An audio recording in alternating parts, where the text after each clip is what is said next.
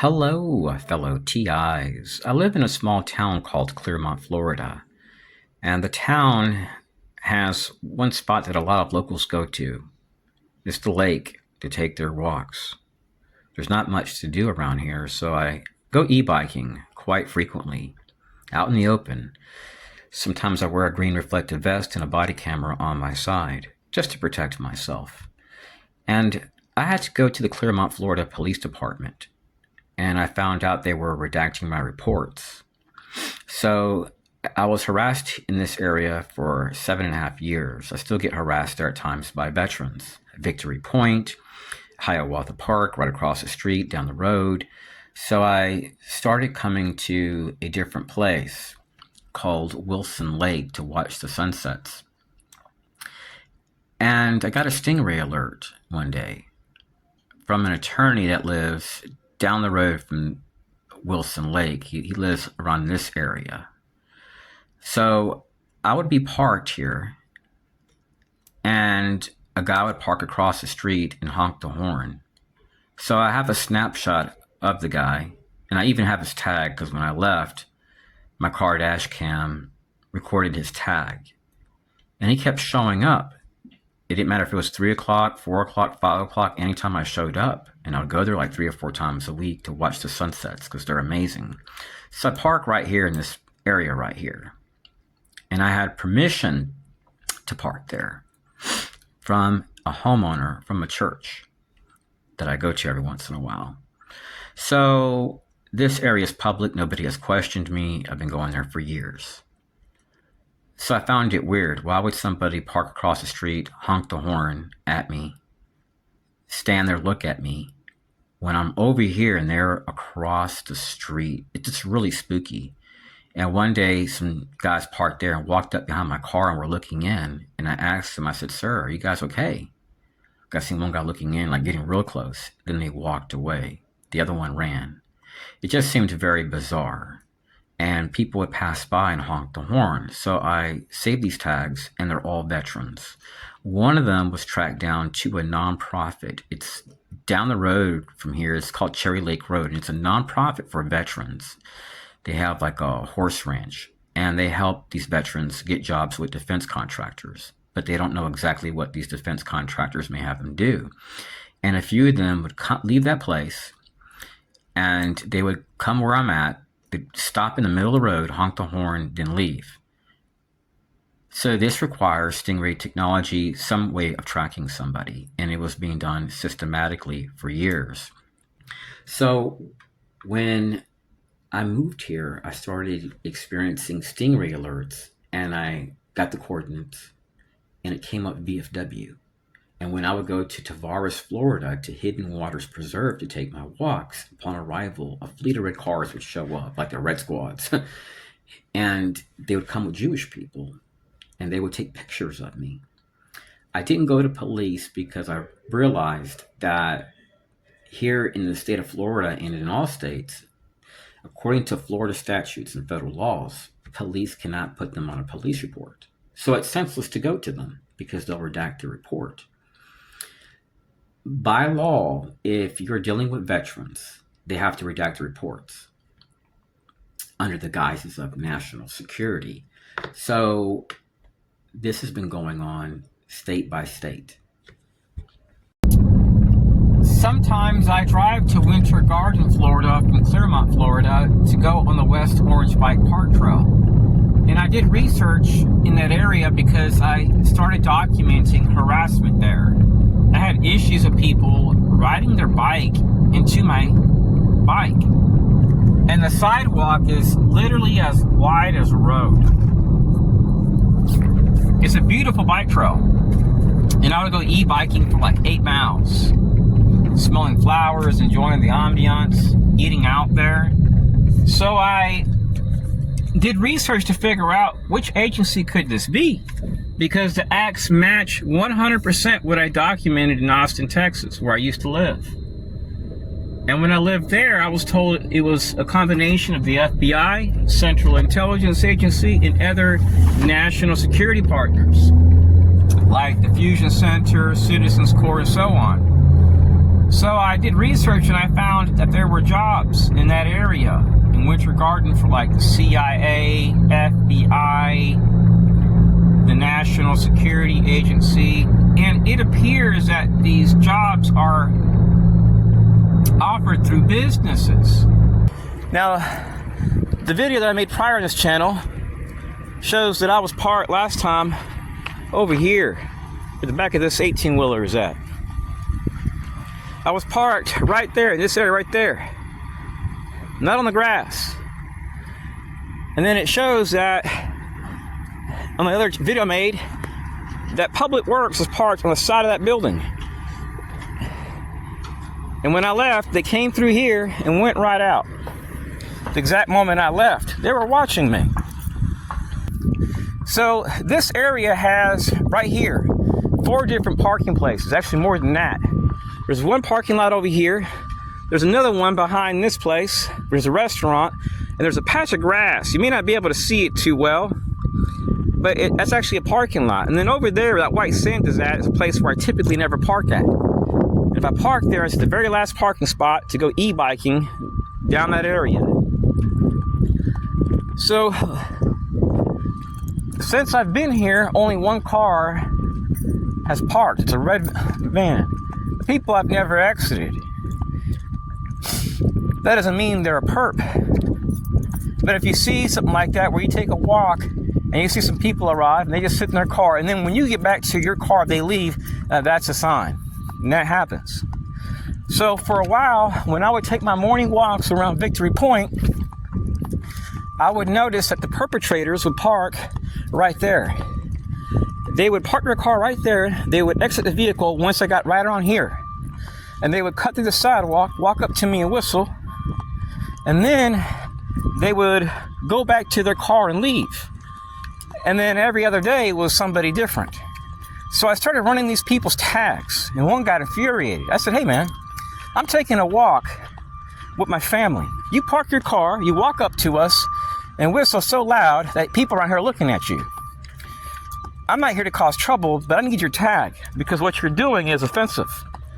And I've been documenting it for too long. So my car is right there. And you can see there's a red van with its lights on. It doesn't mean it's a perpetrator. But if I leave and they leave at the same exact moment, that would be a sign, a potential sign. So oddly, I've documented clandestine activity in Winter Garden, Florida for years involving elderly veterans harassing me, literally parking their car, walking up to me, whistling close to my face, then walking to a car, and then calling the cops after doing this when I've never confronted them, when I stayed in line. And it was their hope that I would react. And when I investigated these people, I noticed their website stated, we support national security. Well, the national security apparatus is clandestine, CIA, NSA. And I've gone to really rural places. Let me see if I can even find it. It's so rural, I might have to spend a while to find it. It's like really very, let me see if I can get it. Yeah, actually here. I think it's going to be like in this area. Bear with me one moment. I've driven to Clermont and I have come out to places out here to take walks, and I've documented people with a U.S. Army background covering up their tags, coming in white vans. Like imagine you park at a place, you start hiking in a public area, they show up and pull it off against the road. They cover up their tag. They're not hunting or nothing, and then they just confront you and then leave. It's just really weird, and they're typically always women with very short hair. It just doesn't make any sense, fellow TIs, why somebody would do this. And then what's even more strange is that I documented that same activity in Clermont, Florida, and the videos show veterans. So how do I experience the same thing in Clermont, Florida, and then drive to places like Center Hill, Webster, just to a gas station and get harassed by people that are from Dade City or that are from Plant City or Auburndale, by people that drive black SUVs or people that work nearby Icon Park Orlando. It just doesn't make any sense, fellow TIs, to get harassed at Wesley Chapel. I went to a doctor in Wesley Chapel, and she told me some federal agents flashed a badge and were talking to her about me. And I'm like, well, did they mention my full name? Like, yes. So this means that these people that are doing this have been tracking me. And there's videos in Tampa where they would call first responders, the fire department versus the police. And the videos show elderly people, harassment in Sarasota, Anna Maria Island, Brandon, Bradenton, Florida, people with the Special Activities Division t-shirt on. How is this possible, fellow TIs? I'm getting Stingray alerts that show up at a VFW in Clermont, Florida. It's not happening now. And then I'm documenting veterans, elderly veterans, confronting me with guns before the open carry laws even passed in Florida. And I have videos showing this.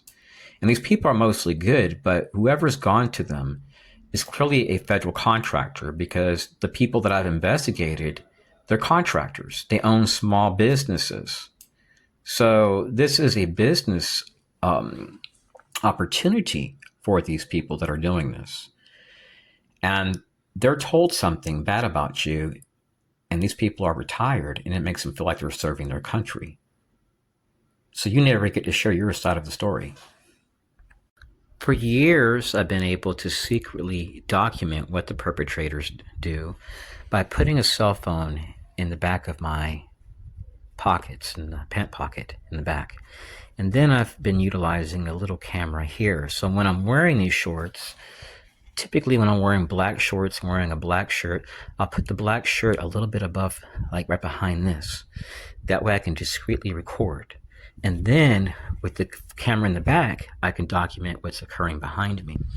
Well, what they were doing is they were utilizing Stingray technology, and I tracked these people wearing black suits to a white van, and they would park in front of like a Kiwanis Partners place, and they would dispatch partners around the clock, kind of like how ex-FBI agent Ted Gunderson talked about gang stalking and how it occurred 24/7. So it was impacting me 24/7. And I left Texas because the city hall told me, members there, the city hall, stated that my matter was beyond the help of police. This indicates that this is a federal activity. And when I reached out to the Lake County Sheriff's Department, they told me there's a law that makes it illegal for them to expose veterans. It's different if they get a DUI or something like that. Those records can be shared. But when they're tied to a group or doing any type of activity, or if you try to get records on anything a veteran has done in Florida or in any state, that information is classified. So this means if you're harassed by veteran-owned businesses, which are trusted, and veteran groups are partners to it, that has to be redacted in accordance to U.S. laws, state laws, and federal laws.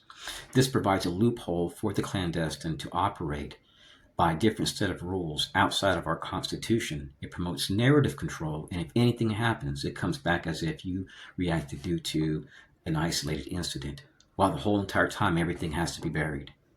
With the help of sheriffs, fusion centers, and national security partners.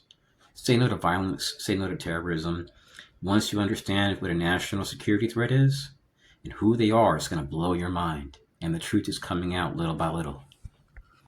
So for years, I've documented these people sitting really close to me as a group, making their presence known. I've noticed racism within our national security apparatus, hordes of people that are in the LGBT community being utilized, business vendors, and our federal agencies are recorded on video slamming phones, NSA, DHS, FBI, and so on. Inspector generals don't even respond back. So this is all about infuriating people, harassing families, and creating predictable events. Say no to violence, say no to terrorism, peace. I've had people that work at restaurants confront me and say somebody knocked on the back door, asked us to whistle in your face. They flashed a badge saying that you were a pedophile, offered money. We refused.